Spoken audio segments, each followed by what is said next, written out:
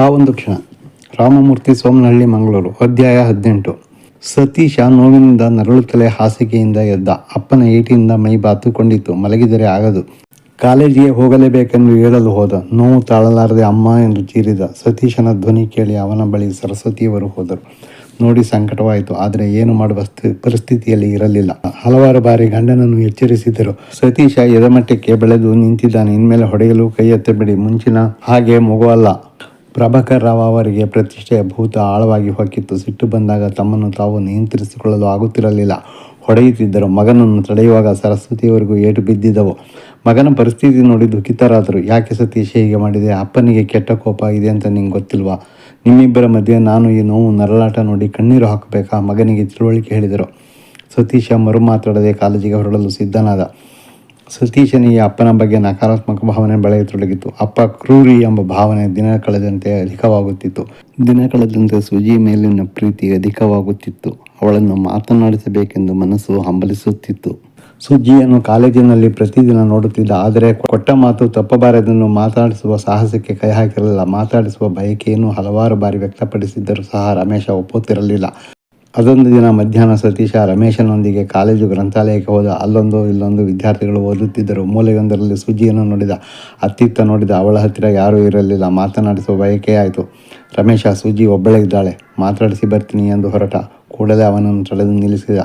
ನೋಡು ಸತೀಶ, ಇಲ್ಲ ಸಲ್ಲದೆ ಕೆಲಸಕ್ಕೆ ಕೈ ಹಾಕಬೇಡ. ಮಾಸ್ಟರ್ಗೆ ಕೊಟ್ಟಿರುವ ಮಾತು ಉಳಿಸ್ಕೊ. ಅಯ್ಯೋ, ಇಲ್ಲಿ ಯಾರೂ ನನಗೆ ಗೊತ್ತಿರುವವರು ಇಲ್ಲ. ಅದು ಅಲ್ಲದೆ ಇದು ಗ್ರಂಥಾಲಯ. ಪುಸ್ತಕದ ಬಗ್ಗೆ ಮಾತಾಡ್ತಿದ್ದಾರೆ ಅಂದ್ಕೊಳ್ತಾರೆ. ಸಮಜಾಯಿಷಿ ನೀಡಿದ. ನಿನ್ನಿಷ್ಟ, ಯಾರೋ ನೋಡಲಿ ಬಿಡಲಿ, ಮನಸ್ಸಾಕ್ಷಿ ಮುಖ್ಯ. ಒಂದು ಕ್ಷಣದ ಆಸೆಗೆ ಹಾಳು ಮಾಡ್ಕೋಬೇಡ. ಇನ್ನೊಂದೆರಡು ದಿನ ತಾಳ್ಮೆ ವಹಿಸು. ನಾಡಿದ್ದು ಭಾನುವಾರ, ನೆನಪಿಸಿದ. ರಮೇಶ ದಿನಕ್ಕೆ ಪ್ರಬುದ್ಧನಾಗುತ್ತಿದ್ದ. ಅವನ ತಾಳ್ಮೆ ಅನುಕರಣೀಯ. ರಮೇಶನ ಬಗ್ಗೆ ಹೆಮ್ಮೆ ಮತ್ತು ಗೌರವ ಇಮ್ಮಡಿಯಾಯಿತು. ಅವನ ಮಾತಿನಲ್ಲಿ ಅರ್ಥವಿತ್ತು. ಕ್ಷಮಿಸು ಗೆಳೆಯ, ಮನದಾಸೆಗೆ ಬುದ್ಧಿ ಕೊಟ್ಟು ನನಗೆ ನಾನೇ ವಂಚನೆ ಮಾಡಿಕೊಳ್ಳುತ್ತಿದ್ದೆ ಎಂದು ಹೇಳಿ ಅವನ ಕೈ ಹಿಡಿದುಕೊಂಡ. ಒಬ್ಬರನ್ನೊಬ್ಬರು ನೋಡಿಕೊಂಡು ಮುಗುಳುನಗೆ ಬೀರುತ್ತಾ ಪುಸ್ತಕ ಅನ್ವೇಷಣೆಯಲ್ಲಿ ತೊಡಗಿದರು. ರಮೇಶ ಮತ್ತು ಸತೀಶ ಗ್ರಂಥಾಲಯಕ್ಕೆ ಬಂದಿರುವುದನ್ನು ಗಮನಿಸಿದ ಸುಜಿ ಮಾತನಾಡಿಸಬೇಕೆಂದು ಮನಸ್ಸಾಯಿತು. ದೂರದಿಂದ ಇಬ್ಬರನ್ನು ನೋಡಿದಳು. ಆದರೆ ಅವರ ಪುಸ್ತಕಗಳನ್ನು ಹುಡುಕುವುದರಲ್ಲಿ ತಲ್ಲೀನರಾಗಿದ್ದರು. ಅಪ್ಪನಿಗೆ ಕೊಟ್ಟ ಮಾತು ನೆನಪಾಗಿ ಮನಸ್ಸು ಬದಲಿಸಿ ಅಲ್ಲಿಂದ ಹೊರಟು ಹೋದಳು. ಸತೀಶ ಚಾತಕ ಪಕ್ಷಿಯಂತೆ ನಿರೀಕ್ಷಿಸುತ್ತಿದ್ದ. ಭಾನುವಾರ ಬಂದಿತು. ಕಳೆದ ತಿಂಗಳಿನಿಂದ ಈ ದಿನ ಆಗದಿರಲಿ ಎಂದು ದೇವರಿಗೆ ಕೈ ಮುಗಿದ. ತಿಂಡಿ ತಿಂದು ಅನುಮಾನ ಬರದಿರಲಿ ಎಂದು ಪುಸ್ತಕ ಕೈಯಲ್ಲಿ ಹಿಡಿದು ಹೊರಟ. ಎಲ್ಲವನ್ನೂ ಗಮನಿಸುತ್ತಿದ್ದ ಪ್ರಭಾಕರ ಪ್ರಶ್ನಿಸಿದರು. ಎಲ್ಲಿಗೋ ಪೋಲಿ ತಿರುಗೋದಿಕ್ಕೆ ಹೊರಟಾಗಿದೆ. ಪರೀಕ್ಷೆ ಹತ್ತಿರ ಬರ್ತಿದೆ. ಕೂತ್ಕೊಂಡು ಓದು, ಗದರಿದರು. ನನಗೆ ಕೆಲವೊಂದು ಡೌಟ್ಸ್ ಇದೆ. ಫ್ರೆಂಡ್ಸ್ ಜೊತೆ ಚರ್ಚೆ ಮಾಡಬೇಕು. ಬೇರೆ ದಿನ ಕಾಲೇಜ್ ಇರುತ್ತೆ. ಸಮಜಾಯಿಷಿ ನೀಡಿದ. ನಾನು ಕಾಣದ ಫ್ರೆಂಡ್ಸು. ವೆಂಕಿ ನಿನ್ನ ಹಾಗೆ ಅವರಿವರ ಮನೆ ಬಾಗಿಲಿಗೆ ಹೋಗ್ತಾನಾ? ಮನೆಯಲ್ಲಿ ಓದೋಕ್ಕೆ ನಿನಗೇನು ರೋಗ? ಬೈಯಲು ಆರಂಭಿಸಿದರು. ತುಂಬ ಹೊತ್ತೇನಾಗಲ್ಲ, ಬೇಗ ಬರ್ತೀನಿ. ಹೊರಟಾಗಿಯೇ ಉತ್ತರ ನೀಡಿದ ಸತೀಶ. ಇಬ್ಬರ ಮಾತನ್ನು ಕೇಳಿಸಿಕೊಳ್ಳುತ್ತಿದ್ದ ಸರಸ್ವತಿಯವರಿಗೆ, ಸತೀಶೇ ಯಾವಾಗಲೂ ಹೀಗೆ ಮಾತಿಗೆ ಮಾತು ಕೊಟ್ಟು ಹೊಡೆಸಿಕೊಳ್ತಾನೆ. ಕೋಪ ಬಂದರೆ ಮನುಷ್ಯತ್ವ ಮರೆತು ಹೊಡೆಯುತ್ತಾರೆ. ಹೇಗಾದರೂ ಮಾಡಿ ಈ ವಾದವಿವಾದವನ್ನು ಇಲ್ಲಿಗೆ ನಿಲ್ಲಿಸಬೇಕು ಎಂದುಕೊಂಡು ಮಗನ ಪರ ವಹಿಸುತ್ತಾ, ಹೋಗಲಿ ಬಿಡಿ, ಬೇಗ ಬರ್ತೀನಿ ಅಂತಿದ್ದಾನೆ. ಎಲ್ಲದಕ್ಕೂ ನಮ್ಮದೇ ನಡಿಬೇಕು ಅಂದರೆ ಆಗುತ್ತಾ? ಓದೋದಕ್ಕೆ ತಾನೇ ಹೋಗ್ತಾ ಇರೋದು ಎಂದು ಗಂಡನಿಗೆ ಹೇಳಿದರು. ಪ್ರಭಾಕರ್ ಅವರಿಗೆ ಮತ್ತಷ್ಟು ಕೋಪ ಇತ್ತು. ನೀನು ಹೀಗೆ ಕುಮ್ಮ ಕೊಡು, ಕೆಟ್ಟು ಕೆರೆ ಹಿಡಿದು ಹೋಗ್ತಾನೆ. ನನಗೇನು ಗೊತ್ತಿಲ್ಲ ಅಂದ್ಕೊಂಡಿದೀಯಾ? ಅವನು ಹೋಗ್ತಾ ಇರೋದು ಪೋಲಿ ತಿರುಗೋಗಿ. ಕತೆ ಕಟ್ಟಿ ಹೇಳ್ತಿದ್ದಾನೆ, ನೀನು ಕೇಳ್ತಾ ಇರು. ಹೆಂಡತಿಯ ಮಾತಿಗೆ ಆಕ್ಷೇಪಿಸಿದರು. ಹಾಗಂತ ಬೆಳೆದು ನಿಂತು ಮಗನ ಹತ್ತಿರ ದಿನ ಜಗಳ ಮಾಡೋಕ್ಕೆ ಇರ್ತೀರಾ? ಅವನ ಹಣೆಯಲ್ಲಿ ಏನಿದೆಯೋ ಅದೇ ಆಗೋದು. ಮಗನ ಪರ ವಹಿಸಿದರು. ಅಪ್ಪ ಅಮ್ಮ ಪರಸ್ಪರ ಜಗಳ ಮಾಡುತ್ತಿರುವುದನ್ನು ಗಮನಿಸಿದ ಸತೀಶ ಅವರ ಕಣ್ಣು ತಪ್ಪಿ ಸೈಕಲ್ ಏರಿ ನೇರವಾಗಿ ಸುಜ್ಜಿಯ ಮನೆಯತ್ತ ಹೊರಟ. ಸುಜ್ಜಿ ಮನೆ ಹತ್ತಿರ ಬರುತ್ತಿದ್ದಂತೆ ಆತಂಕ, ಉದ್ವೇಗ. ಸುಜ್ಜಿ ಸಿಕ್ಕಿದರೆ ಸಾಕು. 2 ತಿಂಗಳ ನಂತರ ಮಾತಾಡುವ ಅವಕಾಶ ಒದಗಿದೆ.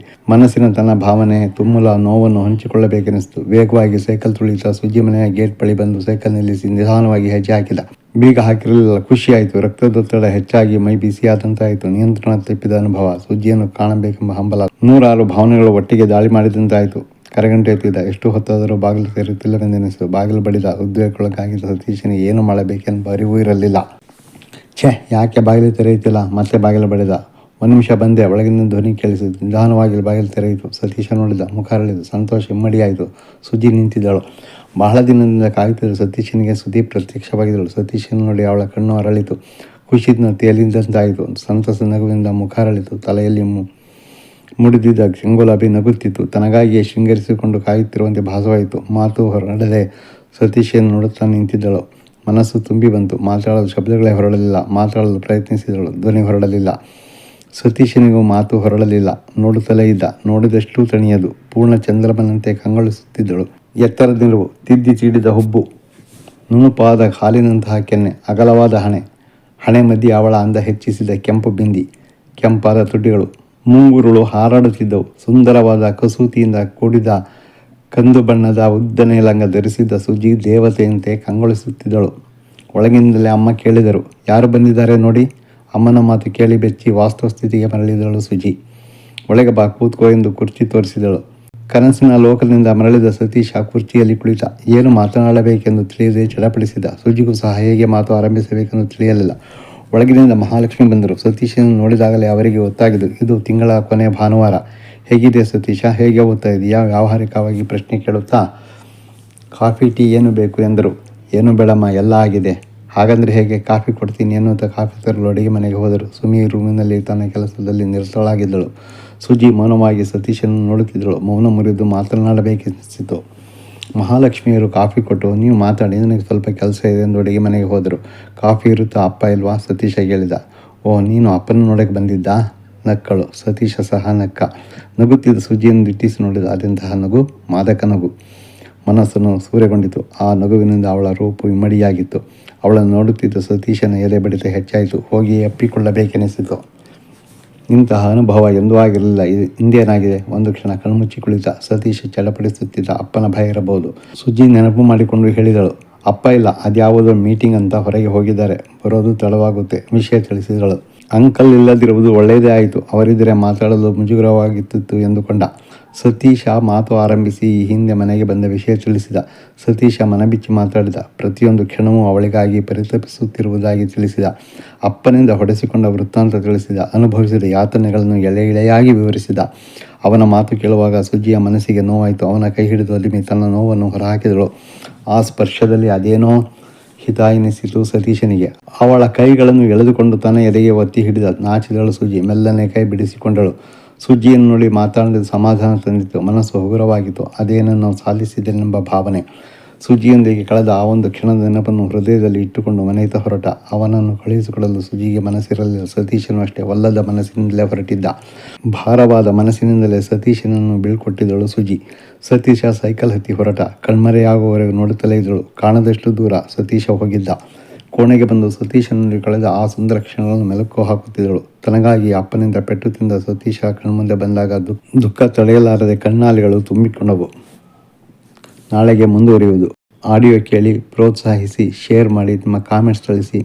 ದಯವಿಟ್ಟು ಚಾನಲನ್ನು ಸಬ್ಸ್ಕ್ರೈಬ್ ಮಾಡಿ. ಧನ್ಯವಾದಗಳು.